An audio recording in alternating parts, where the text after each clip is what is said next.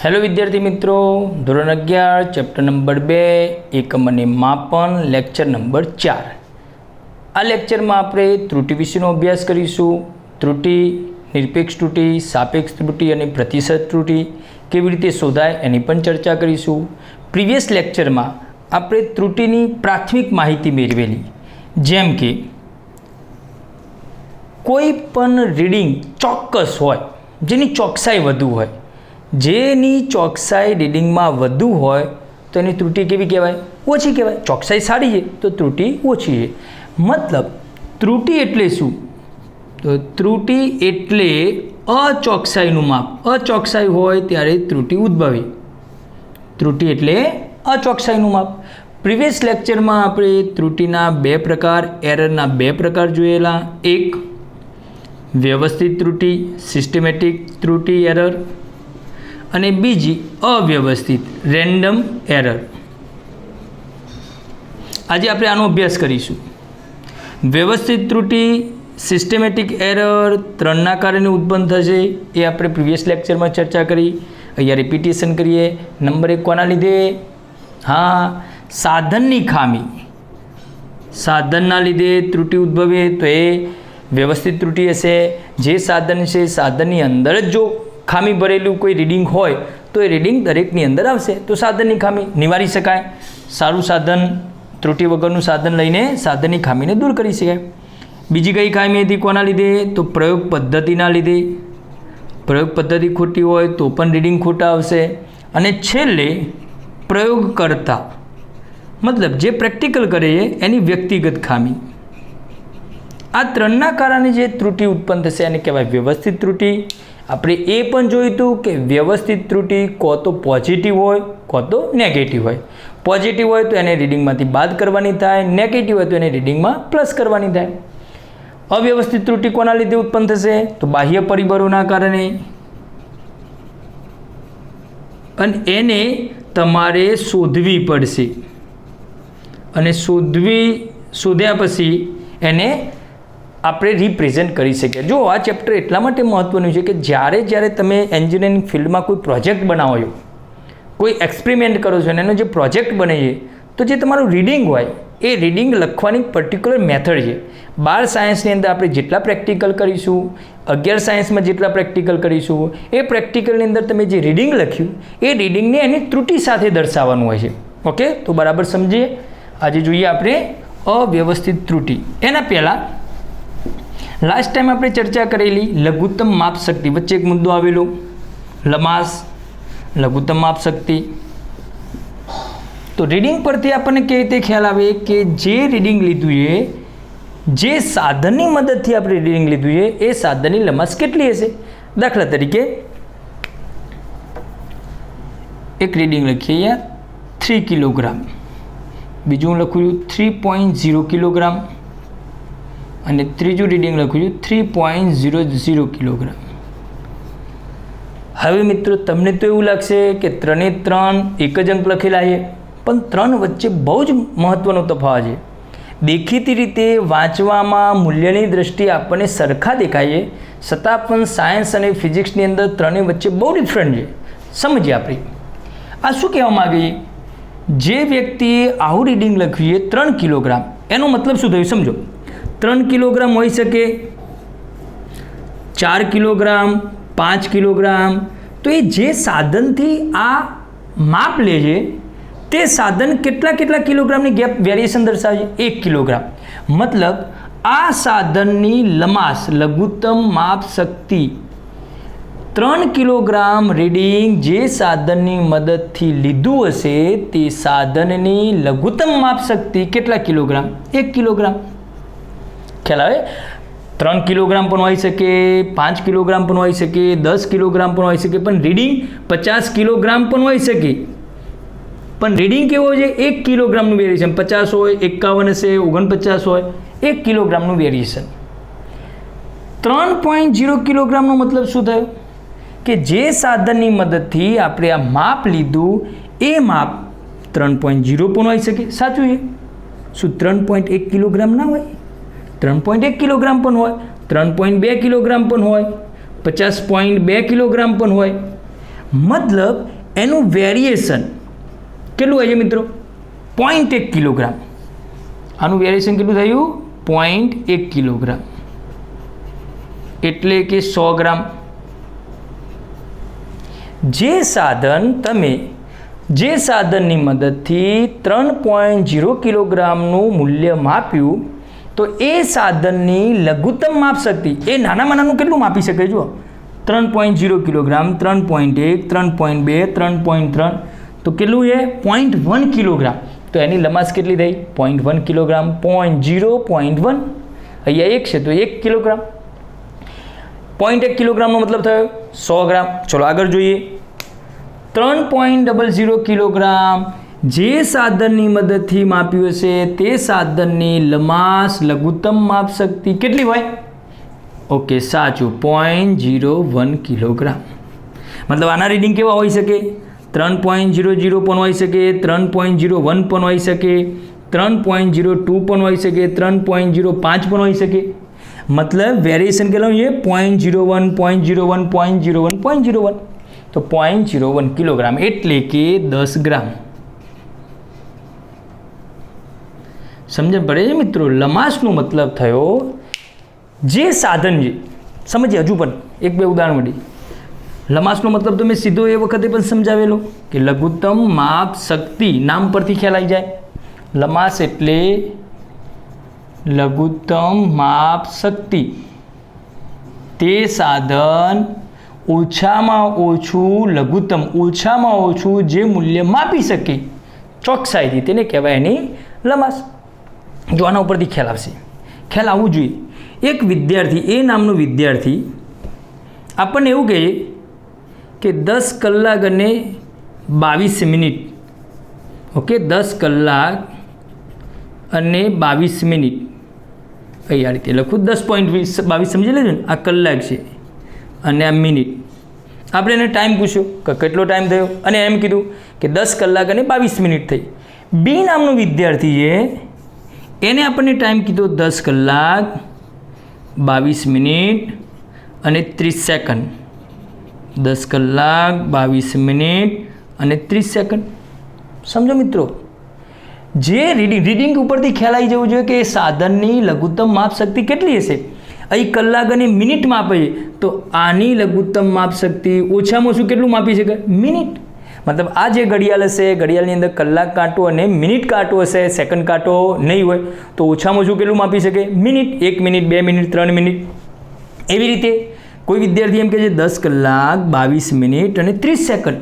એનો મતલબ થયો કે એ ઓછામાં ઓછું એ સાધન એ ઘડિયાળ કેટલું માપી શકે? 1 સેકન્ડ. તો આને કહેવાય લઘુત્તમ માપ શક્તિ. જેમ જેમ આપણે આગળ અહીંયા ઘણા બધા સાધનો આપેલા છે, સ્ક્રૂ ગેજ, વર્નિયર કેલિપર્સ, એના પછી ઓપ્ટિકલ માઇક્રોસ્કોપ, એની આપણે ચર્ચા કરી દીધી અગાઉના લેક્ચરમાં. પણ સમજો અહીંયા જરૂર કેમ પડે છે સાધન અને સાધનની લંબાઈ. દાખલા તરીકે મારે અહીંયા મહેસાણાથી દિલ્હીનું અંતર માપવું છે તો શું તમે મીટર પટ્ટીમાં માપશો? મહેસાણાથી દિલ્હીનું અંતર આપણે સ્પીડોમીટરમાં માપીશું. ગાડીમાં આવે છે સ્પીડોમીટર.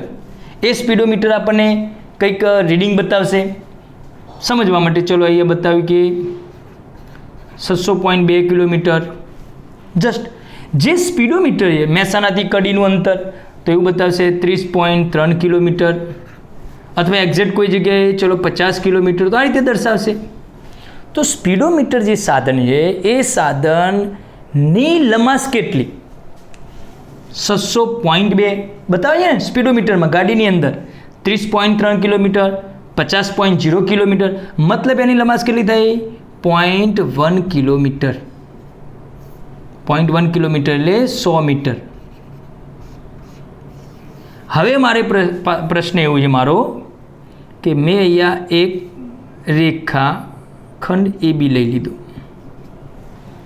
અને મિત્રો આનું મૂલ્ય માપવું છે. બરાબર સમજો? આ જે સ્પીડોમીટર છે એ સ્પીડોમીટરની લઘુત્તમ માપ શક્તિ કેટલી છે? એરર 100 મીટર છે. એટલી એની અંદર ખામી આવી શકે. 30.3 કિલોમીટર, 30.4 તો ડિફરન્ટ કેટલાનો આવે? 0.1નો તફાવત 0.1 કિલોમીટર એટલે કે 100 મીટરની ખામી જેટલી લઘુત્તમ માપ શક્તિ હોય એટલી એની ત્રુટિ હોઈ શકે. ફરીથી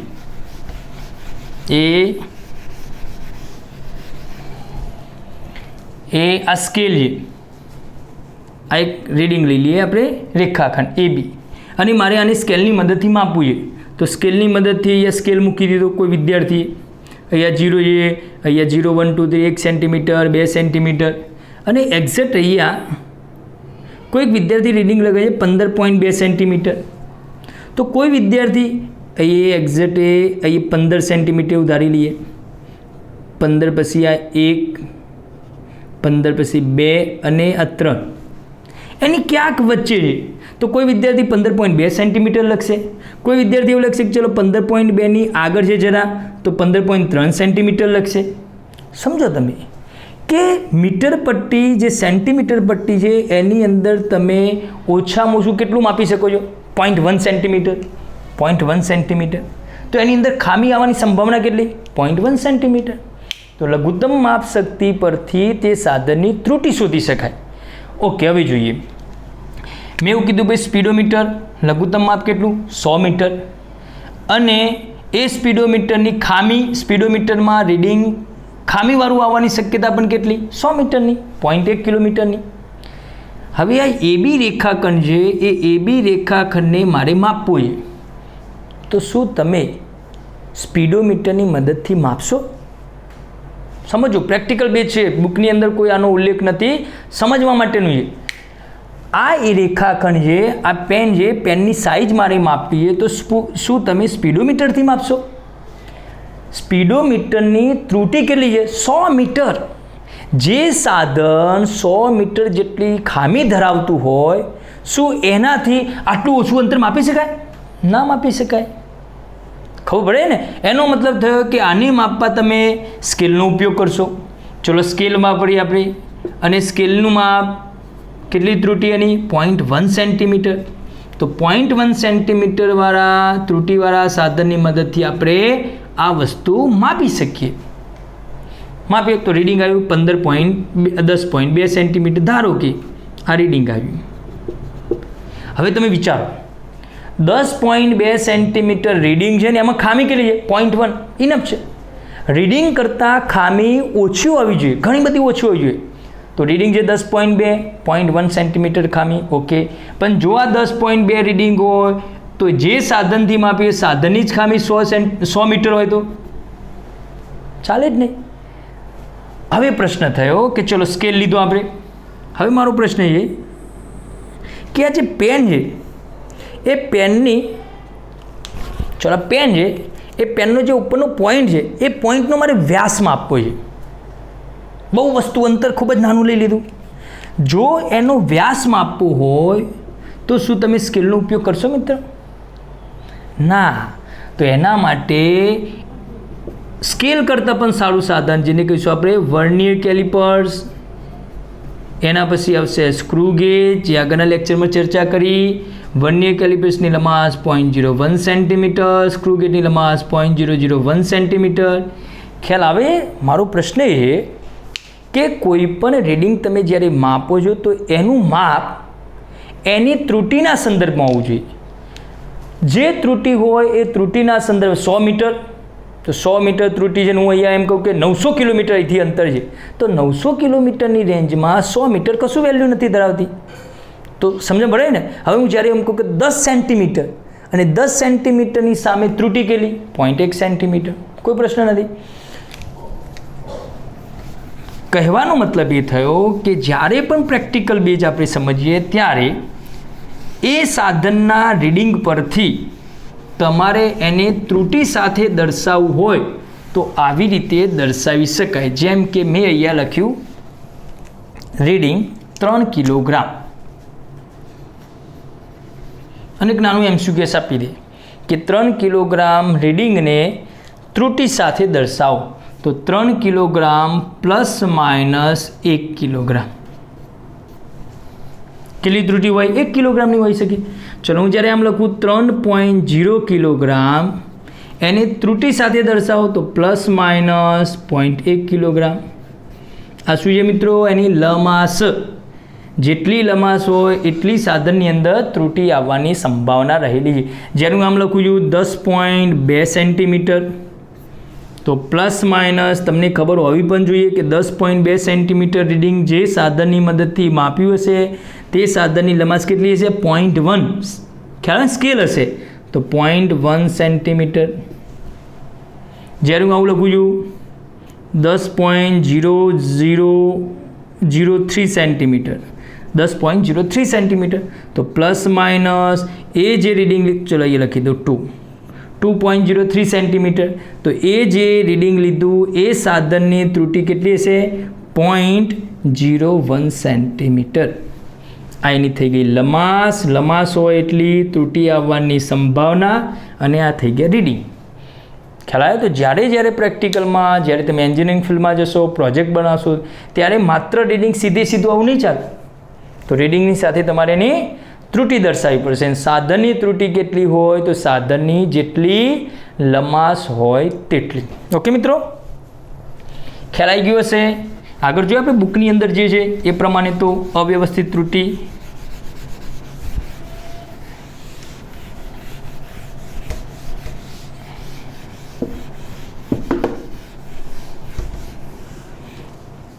અને મેં શરૂઆતમાં પણ વાત કરેલી કે શાક માર્કેટમાં જઈએ, શાકભાજી લેવા જઈએ ત્યારે 5 કિલોગ્રામની કોઈ શાકભાજી લઈએ અને એમાં 50 ગ્રામ વધુ આવી જાય તો કોઈ પ્રશ્ન નથી. સમજણ પડી જાય? અને જ્યારે આપણે એ જ વસ્તુ જ્વેલર્સની દુકાન ઉપર જઈને આપણે એમ કે લાવો 50 ગ્રામ સોનું વધુ આપી દો. ખ્યાલ આવે?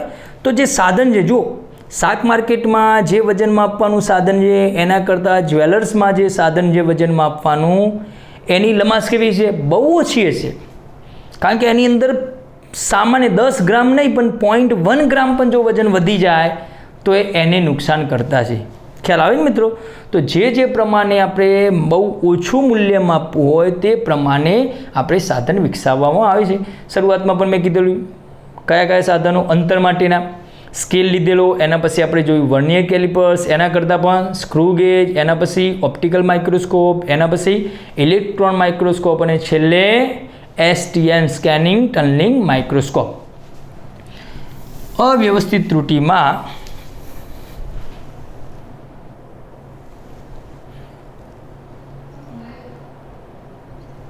ચાલો મિત્રો, નિરપેક્ષ ત્રુટિ, સાપેક્ષ અને પ્રતિશત ત્રુટિ.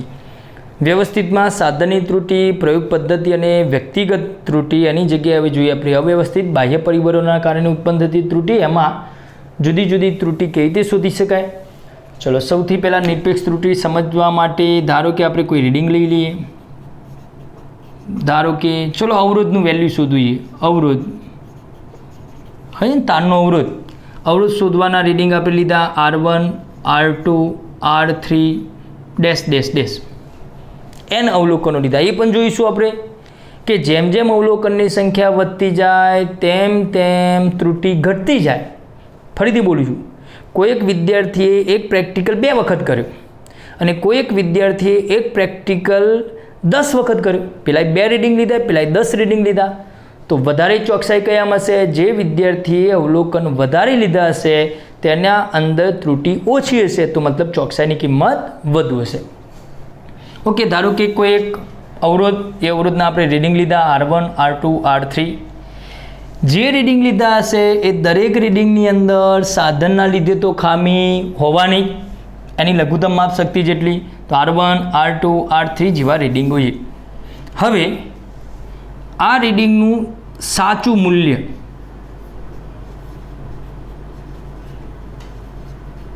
એટલે શું? સાચું મૂલ્ય એટલે સરેરાશ વેલ્યુ. જો થોડું સમજો અહીંયા, એક વિદ્યાર્થીને જુદા જુદા વિષયોની અંદર માર્ક્સ આવે 80, 84, 90, 75 અને 83. 5 વિષયના આટલા માર્ક્સ છે. હવે જ્યારે વિદ્યાર્થી મિત્રો આપણે એવું કહીએ છીએ કે ભાઈ તારું રિઝલ્ટ શું આવ્યું, તો આપણને એક વિષયનું માર્કિંગ નથી બતાવતું. એ આપણને શું કહેશે? એની સરેરાશ ટકાવારી. તો જે પર્સન્ટેજ આવે છે, ટકાવારી, સરેરાશ વેલ્યુ, એ સરેરાશ વેલ્યુ એ ઓલ ઓવર આ વિદ્યાર્થીનું શું થયું? સાચું પરિણામ. ફરીથી બોલું છું, કોઈ એક વિદ્યાર્થીને આપણે એમ કીધું ભાઈ તારા પર્સન્ટેજ કેટલા આવ્યા, અને એ વિદ્યાર્થી એવું બોલે છે કે 80%, ગુજરાતી વિષય છે અને ગુજરાતીમાં એને 80 માર્ક્સ છે, અને માત્ર કીધે 80, એના કરતાં અહીંયા ધારો કે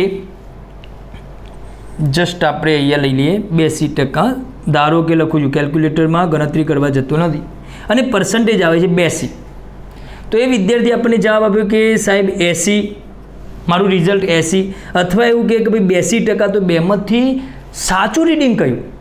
સાચું રીડિંગ કયું કહેવાય? 82%. જ્યારે પણ રીડિંગ ઘણા બધા અલગ અલગ હોય ત્યારે એ બધાની આપણે શું શોધવાની? સરેરાશ. એ સરેરાશ શોધીએ એટલે આપણને એનું સાચું મૂલ્ય મળશે. તો સાચું મૂલ્ય એટલે શું? આપેલા અવલોકનની સરેરાશ. અવલોકન કયા છે આપણી પાસે? R1, R2, R3. તો સાચું મૂલ્ય R સરેરાશ is equal two 1, 2, 3 dash dash dash કેટલી વખત? n અવલોકનનો સરવાળો ભાગ્યા અવલોકનની સંખ્યા. તો આ આવી ગયું આપણી પાસે સાચું મૂલ્ય. ચલો એના પછી જોઈએ નિરપેક્ષ ત્રુટિ. સમજો અહીંયા હું આપણે ગણતરી સાથે પણ દર્શાવીએ. ચલો સમજવા માટે મેં બાજુમાં અહીંયા લખેલું છે જુદા જુદા રીડિંગ, 5 રીડિંગ, જે રીતે R1, R2 છે એ પ્રમાણે અવરોધ. પહેલું પ્રેક્ટિકલ કર્યું તો 10 ઓમેગા, 12, 9, 11 અને 13. તો ખરેખર આ જે રીડિંગ લીધા એ રીડિંગનું સાચું મૂલ્ય એટલે શું? તો શું શોધવાની એની? સરેરાશ. તો ચલો સાચું મૂલ્ય R12 is equal two 10 plus 12 plus 9 plus, બાજુમાં આપણે ઉદાહરણ સમજતા જઈએ જેથી કરીને ખ્યાલ આવશે આપણને. 20, 30, 40, 43, 45, 55 ભાગ્યા 5 બરાબર 11. ચલો સાચું મૂલ્ય શું આવ્યું એનું? 11 ઓમેગા. 10, 20, 30, 40, 50 ને 2, 3, 55. ઓકે, તો સાચું મૂલ્ય શું આવ્યું? 11 ઓમેગા. હવે સમજો મિત્રો, ખરેખર રીડિંગ આવવું જોઈએ કેટલું? સાચું મૂલ્ય કેટલું? 11 ઓમેગા. 11 ઓમની જગ્યાએ પહેલું રીડિંગ આવ્યું કેટલું? 10 ઓમ. તો પહેલા રીડિંગમાં શું થયું મિત્રો? ખામી થઈ. કેટલાની ખામી થઈ? ખ્યાલ આવી ગયો ને? કેટલાની ખામી થઈ? 10 આવ્યું. આવવું જોઈએ કેટલું? 11. કેટલું આવ્યું? 10. તો પહેલા રીડિંગની અંદર 1ની ખામી થઈ, 1 ઓમની. બીજા રીડિંગમાં 12 આવ્યું. આવવું જોઈએ કેટલું? 11. તો 1ની ખામી થઈ. એને કહેવાય નિરપેક્ષ ત્રુટિ. જે તે અવલોકનની, દરેક અવલોકનની નિરપેક્ષ ત્રુટિ. ચલો શું કરવું જોઈએ? તો આના ઉપરથી તમને ખ્યાલ આવે એટલા માટે. ખરેખર સાચું મૂલ્ય કેટલું આવ્યું? 11 ઓમ. પહેલું રીડિંગ કેટલું આવ્યું? 10 ઓમ. તો ખામી કેટલી થઈ? 11 અને 10ની બાદ બાકી એટલે 1 ઓમ. તો અહીંયા નિરપેક્ષ ત્રુટિ, દરેકની નિરપેક્ષ ત્રુટિ હંમેશા પોઝિટિવ લેવાની છે, એટલે માઇનસ લેવાનું નથી, એનું મૂલ્ય લેવાનું છે. તો શું કરવું જોઈએ મિત્રો? સાચા મૂલ્યને મેં સિમ્બોલ આપ્યો છે R ડેશ અથવા R12. જ્યારે આ રીડિંગને આપણે નામ આપી દઈએ R1, R2, R3, R4, R5. તો સાચા મૂલ્યમાંથી જે તે રીડિંગ શું કરવું જોઈએ? બાદ કરવું જોઈએ. નિરપેક્ષ ત્રુટિ દાખલા તરીકે અહીંયા લખીએ આપણે, પ્રથમ અવલોકનની નિરપેક્ષ ત્રુટિ.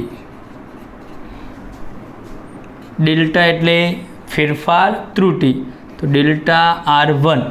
ચલો આવવું જોઈએ કેટલું મૂલ્ય? R12 સાચું મૂલ્ય. આવ્યું કેટલું? R1. માનાંક એટલે કિંમત પ્લસ જ લેવાની. તો બંને વચ્ચેનો તફાવત એને કહીશું આપણે એની નિરપેક્ષ ત્રુટિ. પહેલા અવલોકનની નિરપેક્ષ ત્રુટિ. ચલો એ જ રીતે બીજા અવલોકન માટે, તો બીજા અવલોકનની નિરપેક્ષ ત્રુટિ બરાબર ડેલ્ટા R2 બરાબર માનાંકમાં સાચા મૂલ્યમાંથી બીજો અવલોકન બાદ કરી દઈએ. એ જ રીતે n અવલોકન માટે આ રીતે લખી શકાય મિત્રો. ચલો એ લખીએ. ત્રીજા માટે delta R3 upon is equal two R12 minus R3.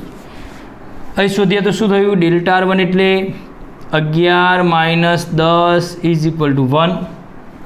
ચલો delta R2 is equal two 11 minus 12 is equal two 1.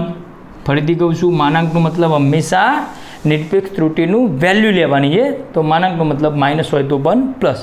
બંને વચ્ચેનો તફાવત, ત્રુટિ એટલે 11 આવવું જોઈએ 10 આવ્યું, 11 આવવું જોઈએ 9 આવ્યું, 11 આવવું જોઈએ 11 આવ્યું. જો 11 અને 11 તો આ રીડિંગની અંદર જરા કે ખામી નથી, તો એની ત્રુટિ શું થઈ?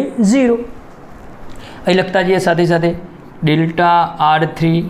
ચલો 11 9 એટલે 2 ઓમેગા,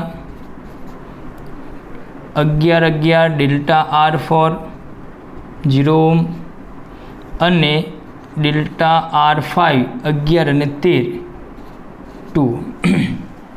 ક્લિયર? શું કરવાનું? પહેલાં સાચું મૂલ્ય શોધવાનું. સાચું મૂલ્ય એટલે બધા અવલોકનની સરેરાશ. એ જે સાચું મૂલ્ય આવ્યું એ સાચા મૂલ્યમાંથી દરેક રીડિંગને શું કરવાનું? બાદ કરવાનું. જે તફાવત આવે એને કહેવાય જે તે અવલોકનની નિરપેક્ષ ત્રુટિ. ક્લિયર? ઓકે. હવે જોઈએ આગળ. સરેરાશ નિરપેક્ષ ત્રુટિ. સરેરાશ નિરપેક્ષ ત્રુટિ મિત્રો ખ્યાલ આવી જાય? ભાઈ આ બધી નિરપેક્ષ ત્રુટિ છે, પહેલાંની, બીજાની, ત્રીજાની. હવે મારી ઓલ ઓવર બધાની ત્રુટિનો સરેરાશ લઈ લઉં તો શું કહેવાય એને? સરેરાશ નિરપેક્ષ ત્રુટિ. તો સરેરાશ નિરપેક્ષ ત્રુટિ જુઓ, સરેરાશ માટે ડેલ્ટા R સિમ્બોલ અને ઉપર બાર કરી દઈએ. ડેલ્ટા R એટલે નિરપેક્ષ ત્રુટિનો સરેરાશ. સરેરાશ શોધવા માટે અવલોકનનો સરવાળો ભાગ્યા અવલોકનની સંખ્યા. શું કરીશું? Delta R1 plus delta R2 plus delta R3 plus dash dash dash જેટલા અવલોકન હોય એ ભાગ્યા અવલોકનની સંખ્યા. એને કહીશું આપણે સરેરાશ નિરપેક્ષ ત્રુટિ. દાખલા તરીકે શું આવશે સરેરાશ નિરપેક્ષ ત્રુટિ? તો delta R bar is equal two, ચલો બધાનો સરવાળો 2 4 6 ભાગ્યા 5 એટલે 12 પંચુ 60 1.2. 6 ભાગ્યા 5 એટલે 12 પંચુ 60 1.2. ખ્યાલ આવ્યો? તો આ પ્રેક્ટિકલની અંદર 1.2 ઓમ જેટલી સરેરાશ નિરપેક્ષ ત્રુટિ આવી. હવે જોઈએ આપણે સાપેક્ષ ત્રુટિ. આને જવા દો, પછી આખો દાખલો ફરીથી લખી દઈએ આપણે.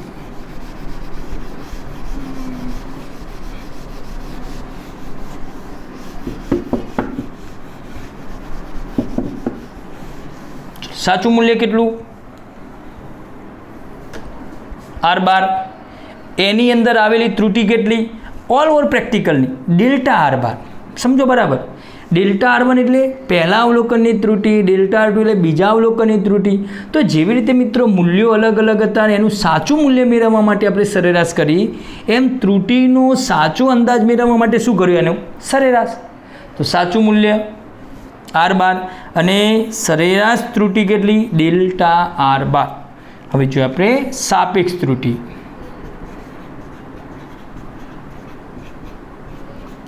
સાપેક્ષ ત્રુટિનો મતલબ થયો આટલામાંથી આટલી ત્રુટિ આવી. જેમ કે 100 માર્ક્સનો ટેસ્ટ હોય આપણી પાસે, 100 માર્ક્સનું પેપર હોય અને એમાં કોઈ વિદ્યાર્થીને 80 માર્ક્સ આવ્યા, આપણે આ રીતે લખીએ છીએ 100માંથી 80. ખ્યાલ? તો નીચે શું આવે મિત્રો? કુલ. અને એમાં ઉપર શું આવ્યું? આવેલી વસ્તુ. 100માંથી 80. એવી જ રીતે અહીંયા સાપેક્ષ ત્રુટિ. તો સાચું મૂલ્ય કેટલું? R12. એમાં ત્રુટિ કેટલી આવી? Delta R12. તો સાપેક્ષ ત્રુટિનો મતલબ થાય R12 સાચું મૂલ્ય, એમાં આવેલી ત્રુટિ ડેલ્ટા R12. આને કહીશું આપણે સાપેક્ષ ત્રુટિ. ખ્યાલ આવ્યો મિત્રો? કુલ મૂલ્ય R12, એની અંદર ત્રુટિ આવી કેટલી? Delta R12. તો ડેલ્ટા R12 અપોન R12 સાપેક્ષ ત્રુટિ. અને છેલ્લે પ્રતિશત ત્રુટિ. પર્સન્ટેજમાં પર્સન્ટેજ શોધવા માટે શું કરવું જોઈએ? 100 વડે ગુણાકાર. તો પ્રતિશત ત્રુટિ is equal to delta R12 upon R12 cross 100. મતલબ જે સાપેક્ષ ત્રુટિ આવે તેને 100 વડે ગુણવાથી આપણને ટકાવારીમાં ત્રુટિ મળશે. ક્લિયર? કોઈ પણ અવલોકન આપેલા હોય એ અવલોકનનું પહેલાં સાચું મૂલ્ય શોધવાનું. સાચું મૂલ્ય એટલે સરેરાશ. એ સાચા મૂલ્યમાંથી દરેક એક અવલોકન બાદ કરતા જઈશું તો દરેક અવલોકનની અંદર રહેલી ખામી જોવા મળશે, જેને કીધું નિરપેક્ષ ત્રુટિ. એ બધાની નિરપેક્ષ ત્રુટિ એક છે, એક અવલોકનની, બીજા અવલોકનની, ત્રીજા અવલોકન. પણ મારે ઓલ ઓવર આખા પ્રેક્ટિકલની ત્રુટિ શોધવી છે, તો એ બધી નિરપેક્ષ ત્રુટિનો શું કરવાનો? સરેરાશ. માટે એને કરીને મળશે ત્રુટિ આપણને ગલે મેં ખિસકીસ વિસ્કી ગોલી ખાઓ, કે આ હતા સરેરાશ નિરપેક્ષ ત્રુટિ. એ સરેરાશ નિરપેક્ષ ત્રુટિ કેટલા માપમાં આવી? તો સાચા મૂલ્યમાં આટલી ત્રુટિ આવી, તો એને કહેવાય સાપેક્ષ ત્રુટિ. બંનેનો ભાગાકાર અને જે આવે એને 100 વડે ગુણાકાર કરીશું એટલે આપણને મળશે પ્રતિશત ત્રુટિ. ઓકે, આટલું સ્ક્રીનશોટ લઈને લખી લઈએ અને પછી આપણે એક દાખલાના સંદર્ભમાં એનો અભ્યાસ કરીએ.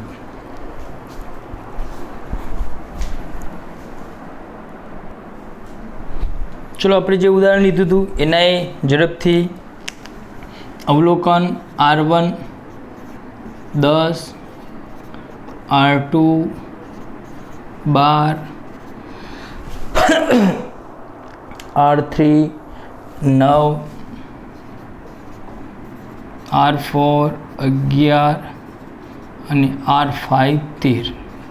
ઓકે, આની કન્ટિન્યુઅસ તમને સમજાવી દઉં.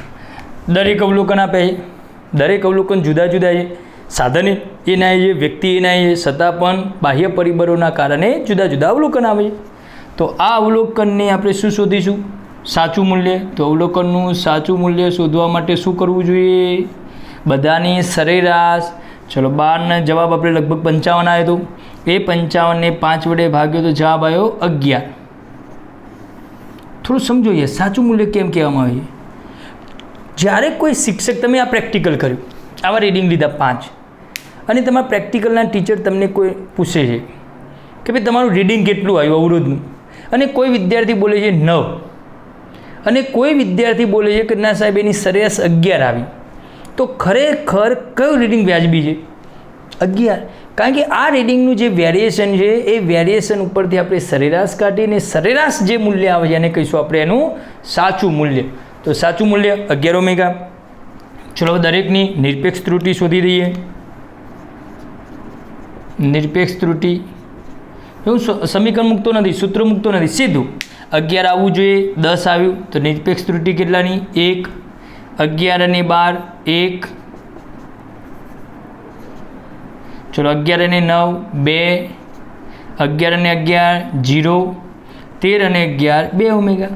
મતલબ આની અંદર એક નાનો સરખો 1 માર્ક્સનો MCQ બનાવી શકાય કે ચોથા અવલોકનની નિરપેક્ષ ત્રુટિ કેટલી? તો ચોથા અવલોકનની નિરપેક્ષ ત્રુટિ 0.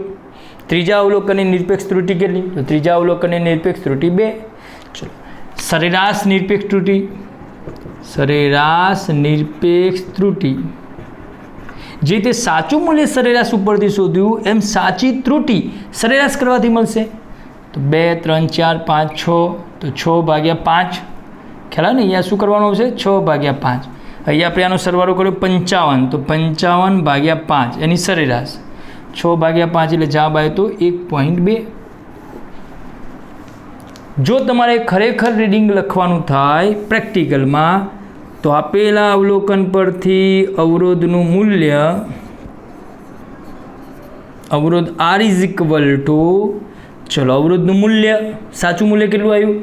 11 પ્લસ માઇનસ, ત્રુટિ બંને પ્રકારની હોય, પ્લસ પણ હોય માઇનસ પણ હોય. તો 11 પ્લસ માઇનસ એની અંદર ખામી કેટલી આવી? તો 11 એ સાચું મૂલ્ય સરેરાશ પરથી મળ્યું છે, તો ત્રુટિ પણ 1.2. તમે પ્રેક્ટિકલ કર્યો એ પ્રેક્ટિકલની અંદર સાચું મૂલ્ય અવરોધનું 11, પણ એની અંદર કેટલી ખામી રહેલી છે રીડિંગમાં? પ્રેક્ટિકલમાં 1.2 જેટલી ત્રુટિમાં વધારો થઈ શકે મૂલ્ય, કો તો 1.2 જેટલો મૂલ્યનો ઘટાડો હોઈ શકે. એની અંદર અવરોધની કિંમત બદલાય છે. ખ્યાલ આવ્યો ને? તો આ રીતે દર્શાવે. મેં તમને અગાઉ કીધું હતું કે કોઈ પણ રીડિંગ લખીએ 3.0 કિલોગ્રામ લખ્યું હતું, એના આપણે પ્લસ માઇનસ 0.1 કિલોગ્રામ ત્રુટિ સાથે દર્શાવ્યું. આ સાધનની ત્રુટિ છે. સાધનની ત્રુટિ હોય, સાધનનું એક જ રીડિંગ હોય, તો એ રીડિંગને કોની સાથે સરખાવવામાં આવે? એની લંબાસ સાથે. જ્યારે આ શું છે, સમગ્ર પ્રેક્ટિકલનું રીડિંગ આવ્યું 11 સાચું મૂલ્ય, તો સમગ્ર પ્રેક્ટિકલની ખામી કેટલી આવી અવલોકનમાં 1.2, તો 11 ± 1.2. ક્લિયર? અચ્છા, છેલ્લે કઈ ત્રુટિ હતી? સાપેક્ષ. સાપેક્ષનો મતલબ શું થયો ભાઈ? ગુણોત્તર. સાચું મૂલ્ય કેટલું? 11. ત્રુટિ કેટલી આવી ખામી? 1.2, તો 1.2/11. જો અહીંયા આવું થશે, આ બંનેનો ભાગાકાર. કુલ 11 માં 1.2. સમજવા માટે 100 માર્ક્સનો ટેસ્ટ, એમાં 80 માર્ક્સ આવે, તો 80/100. એવી રીતે કુલ 11, એમાં ખામી કેટલી આવી? 1.2. તો સાપેક્ષ ત્રુટિ કેવી રીતે લખાય? તો સાપેક્ષ ત્રુટિ બરાબર 1.2/11. ચલો, 1.2/11 કરવાથી 0.1090.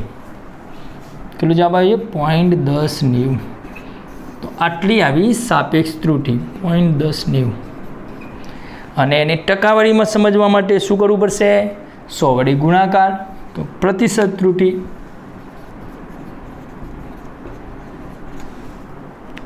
સાપેક્ષ ત્રુટિને 100 વડે ગુણાકાર. 0.1090 × 100 એટલે 10.9%. પ્રતિશત ત્રુટિ. જો આવા સમીકરણ પરથી ડાયરેક્ટ પ્રતિશત ત્રુટિ શોધી શકાય. 1.2/11 ગુણ્યા 100. 1.2/11 કરેલી સાપેક્ષ ગુણ્યા 100 ઇઝ ઇક્વલ ટુ 10.9%. જો તમે આવું રીડિંગ લઈને જાઓ 10.9, 11ની અંદર સાચું મૂલ્ય કેટલું છે? 11 ઓહ્મ. એની અંદર તમે એવો પ્રેક્ટિકલ કર્યો કે જેની અંદર ખામી કેટલી છે? 10%. તો ખરેખર પ્રેક્ટિકલ એક્સપર્ટ હશે એ તમારા આ રીડિંગને ઇગ્નોર કરશે, વેલિડ નહીં ગણે, અનવેલિડ ગણશે. કેમ? તો બને એટલી ખામી 5% કે એના કરતાં ઓછી આવી જોઈએ, પણ તમે પ્રેક્ટિકલ એટલું બધું ચોકસાઈથી નથી કર્યો, રીડિંગ લેવામાં કાળજી નથી રાખી, તો ત્રુટિની કિંમત ખૂબ જ વધારે આવી. 10% ત્રુટિ આવી. 11 મૂલ્યમાં 1.2 બહુ વધારે કહેવાય. સમજ પડે છે ને? એનો મતલબ એમ થયો કે બને એટલી ત્રુટિ ઓછી હોય તો એ રીડિંગ ચોક્કસ હોય અને એ રીડિંગ તમારું વેલિડ ગણાશે. ખ્યાલ આવે ને મિત્રો? ઓકે, તો લખી દઈએ. સાચું મૂલ્ય શોધવાનું, નિરપેક્ષ ત્રુટિ શોધવાની, એની સરેરાશ શોધવાની. એની સરેરાશ કમ્પ્લીટ થઈ જાય એટલે સાપેક્ષ ત્રુટિ, અને સાપેક્ષ ત્રુટિને 100 વડે ગુણાકાર કરીએ એટલે પ્રતિશત ત્રુટિ. ધારો કે એક સૂત્ર છે લંબાઈનું. લંબાઈ L = 10.0 ± 0.1 સેન્ટીમીટર. દ્રવ્યમાન M = 20 ± 0.3 કિલોગ્રામ. ચલો, આની પ્રતિશત ત્રુટિ શોધો. પ્રતિશત ત્રુટિ શોધવાનો મતલબ શું થયો કે તમને જે રીડિંગ લંબાઈનું આપ્યું છે એ લંબાઈનું રીડિંગનું સાચું મૂલ્ય 10 છે સેન્ટીમીટર, અને એમાં આવેલી ખામી કેટલી છે? 0.1 સેન્ટીમીટર. એવી રીતે દ્રવ્યમાન છે, તો દ્રવ્યમાન 20 કિલોગ્રામ એ દ્રવ્યમાન છે સાચું મૂલ્ય, અને 0.3 એ શું છે? એની અંદર આવેલી ત્રુટિ. એક જ રીડિંગ હોય તો તમને રીડિંગ ના પણ આપેલું હોય, એની ચર્ચા આના પછી તમને સમજાવું. તો આનો મતલબ શું થશે? ચલો, પ્રતિશત ત્રુટિ સીધું આ ત્રુટિ છે, આ સાચું મૂલ્ય, આ બંનેનો ભાગાકાર કરીએ એટલે 0.1/10. તો શું મળ્યું આપણને? સાપેક્ષ ત્રુટિ અને ગુણ્યા 100. આ થઈ ગઈ પ્રતિશત ત્રુટિ. ચલો, એ જ રીતે અહીં સાચું મૂલ્ય 20, એની અંદર ત્રુટિ 0.3, તો 0.3/20 ગુણ્યા 100 ઇઝ ઇક્વલ ટુ પ્રતિશત ત્રુટિ. તો પહેલાંનો જવાબ કેટલો આવશે? એ તો ડાયરેક્ટ ખ્યાલ આવી જાય. ચલો, ભાગ્યા બીજાનું જોઈ લો. પહેલાંનો આવશે 1, 100 જતા રહેશે 1%, અને બીજાનો જવાબ આવશે 0.3 × 100/20, 1.5%. ખ્યાલ આવ્યો? આ પ્રતિશત ત્રુટિ, રીડિંગમાં આવેલી પ્રતિશત ત્રુટિ. હવે મારો પ્રશ્ન આવ્યો છે કે દાખલા તરીકે તમને 3 રીડિંગ મેં આપેલા છે. પહેલું રીડિંગ છે એ 5.0, બીજું રીડિંગ છે એ 50.00 અને ત્રીજું રીડિંગ છે 5 છે. તો આ 3 રીડિંગમાં કયું રીડિંગ સૌથી વધારે ચોકસાઈવાળું છે? હવે એ ક્યારે ખબર પડે?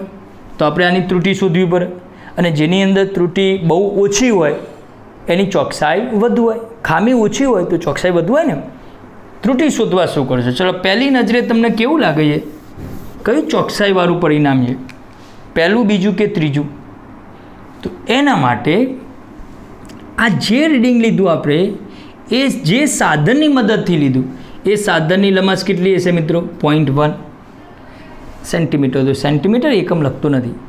આ જે સાધનની મદદથી આપણે આ રીડિંગ લીધું એની લંબાઈ કેટલી હશે? 0.01. અને આ જે સાધન હશે એની લંબાઈ કેટલી હશે? 1, 5, 6, 7 પેલું લખ્યું હતું ને 3 કિલોગ્રામ, 3.0 કિલોગ્રામ અને 3.00 કિલોગ્રામ. આના ઉપરથી આપણને ખ્યાલ આવી ગયો કે આ રીડિંગની લંબાઈ જે સાધન આની અંદર વાપર્યું હશે એની લંબાઈ 0.1. તો હવે જો હું આ રીતે લખું, આનું રીડિંગ થયું 5.0 પ્લસ માઇનસ 0.1. આ રીડિંગ થયું 50.00 પ્લસ માઇનસ 0.01. આ રીડિંગ થયું 5 પ્લસ માઇનસ 1.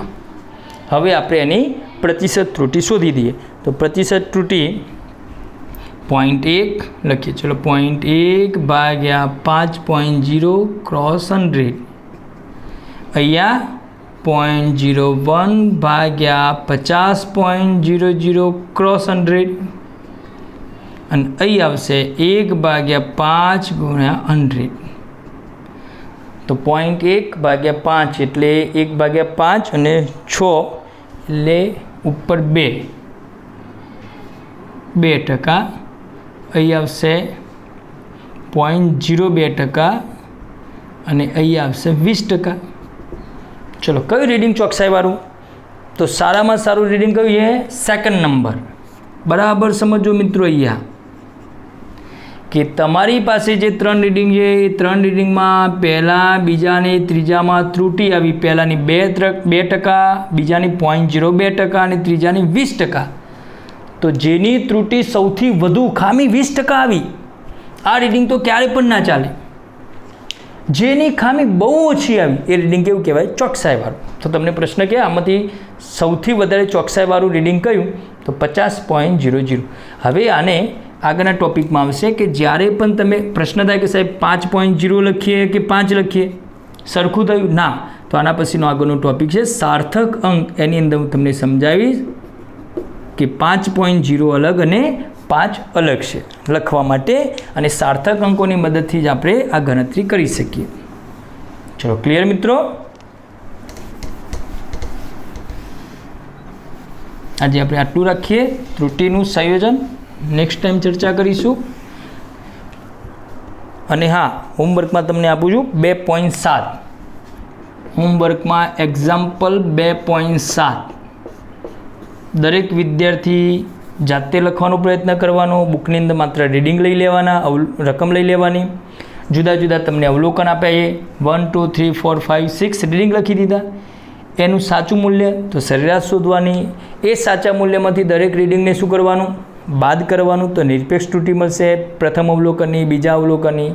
એ જે નિરપેક્ષ ત્રુટિ આવી એને શું કરવાનું? સરેરાશ શોધવાની. તો એને કહેવાય સરેરાશ નિરપેક્ષ ત્રુટિ. એ સરેરાશ નિરપેક્ષ ત્રુટિને સાચા મૂલ્ય વડે ભાગીએ તો સાપેક્ષ ત્રુટિ, અને સાપેક્ષ ત્રુટિને 100 વડે ગુણીએ તો પ્રતિશત ત્રુટિ. ઓકે, મહેનત કરતા રહો. All the best. જય હિન્દ.